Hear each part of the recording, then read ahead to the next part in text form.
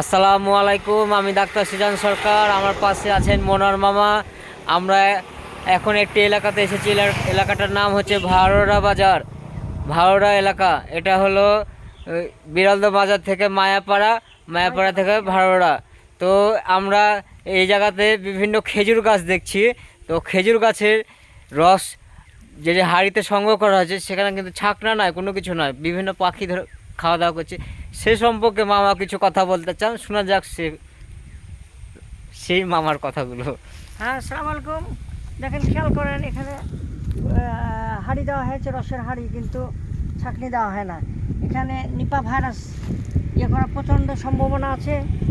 তার কারণ যে মানুষ যদি এই খেজুরের রস খায়, তাহলে নিপা ভাইরাস অবশ্যই আক্রান্ত হবে। কেননা এখানে দেখেন যে পাখিতে খাচ্ছে, এটা আমরা দু এক জায়গায় দেখলাম যে পাখিতে খাচ্ছে।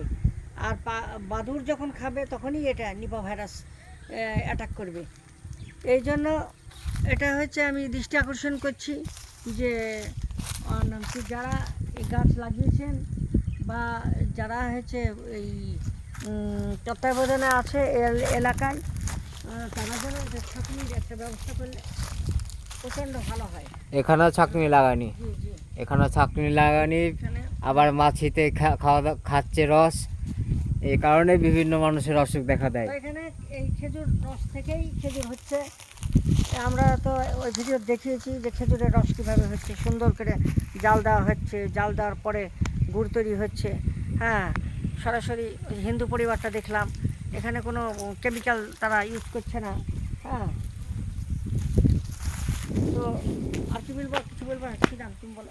এখানে অনেক রকম খেজুরের গাছ আছে, সেখান থেকে রস সংগ্রহ করছে অনেক মানুষ। তো সবই ঠিক আছে, সবই ঠিক আছে, কিন্তু হলো কোনো ছাঁকনি দেওয়ার ব্যবস্থা নাই। আর বিভিন্ন পাখি এসে রসগুলো খাচ্ছে, তারপরে মাছি খাচ্ছে।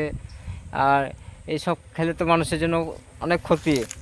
তো তো মামা কিছু বলবেন নাকি আর? হ্যাঁ, আসলে এটা হচ্ছে মানুষের সুদৃষ্টিটা দেখার, এবং যারা খায় তাদেরও এ ব্যাপারে হচ্ছে খোঁজ খবর নিয়েই খাওয়া উচিত।